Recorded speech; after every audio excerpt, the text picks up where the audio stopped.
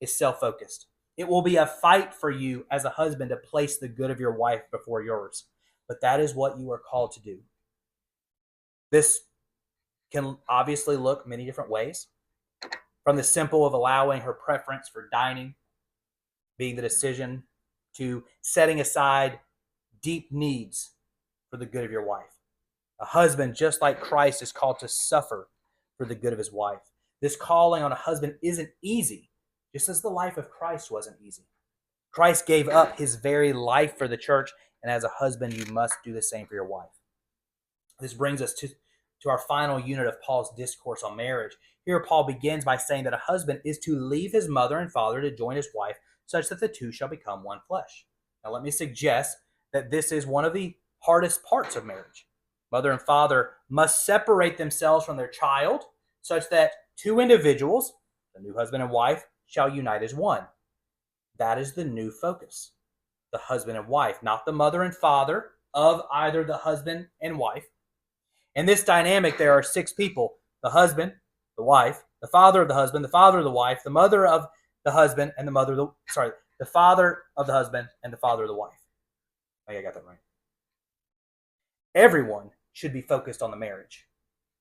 Anything else will likely create conflict. No doubt, it's a challenge to change the dynamics between children and parents that have existed since birth, but this is what we are called to do. As Christian husbands and wives, as Christian parents, you must place fundamental focus above all other earthly relationships, the unity of that husband and wife.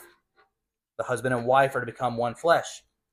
This, of course, is physically seen in sex.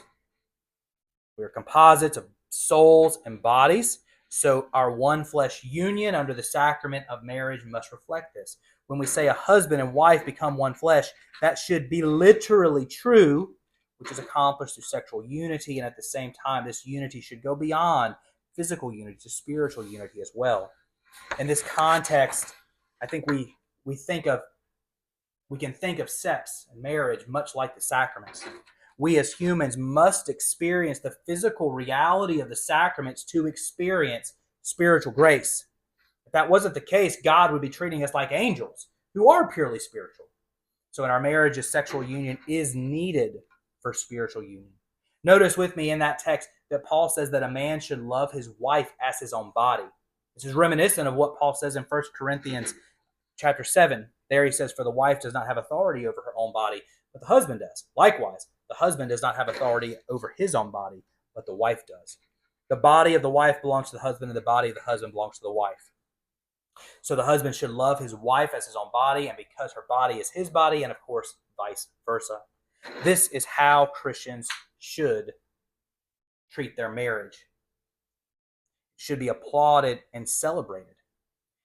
There is definitely a history in the church of sex being seen in a low view. One could argue that this set the door for the sexual revolution in some ways. Of course, the sexual revolution took things to an extreme, but if the body of the wife belongs to the husband and the body of the husband belongs to the wife, they are to become one, united as one flesh inside the marital union, and sex should be celebrated, encouraged, praised, and husbands and wives should be encouraged within the confines of biblical morality and prudence to explore their sexuality together, to grow in further physical, spiritual intimacy. Now, if you think of what I said in any way negative, notice that Paul's statement draws the analogy between this union between the husband and wife to the union between Christ and the church. The unity that husband and wives experience in their sexual union is analogous to the union that exists between Christ and the church. So again, the church should encourage this great unity between husband and wives, just like we desire unity between Christ and the church. Paul ends this discourse with a final statement. It's a true summary of everything that he said thus far. He says there, "Let every one of you in particular so love his wife, even as himself, and the wife see that she reverence her husband." Paul leaves his last statement as his big takeaway, if you will, before moving on to another example of imitating God by submission. Again, the husband is to love his wife as himself, and the wife is to reverence her husband. Notice, there are no if statements here. The husband isn't supposed to love his wife if she does something. Notice, by the same token, back up, he is simply supposed to love her no matter what. And the wife isn't supposed to reverence her husband if he does anything. She is simply supposed to reverence her husband. Otherwise, this is a relationship of two ticks just sucking blood out of each other. The husband's love and the wife's reverence cannot be conditional in any manner. It very well might be the common cross to bear in many marriages that the husband is to love his wife, even if there's a lack of submission, and likewise the wife to submit, even if there is a lack of love. I want to make two closing points here. First, your tendency will be, as the husband, to think about how your wife doesn't submit. And as a wife, your tendency will be to think of how your husband doesn't love you. We must not do that. Your job is to deal with your own sin, not the sin of your spouse. If you are a husband, your focus must be on how you haven't loved your wife and how you can better love her. If you haven't done this, you need to repent to God and your wife for this. If you're a wife, your focus must be on how you haven't submitted to your husband and how you can submit to him better. If you haven't done this, you need to repent to God and your husband for this. So this is the second point. Confess your failures as a husband and as a wife to your spouse and to God. Pray for help. Make a concerted effort to daily do this.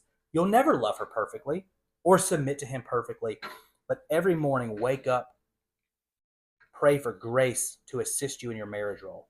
And when you fail, repent and try again. In the name of the Father,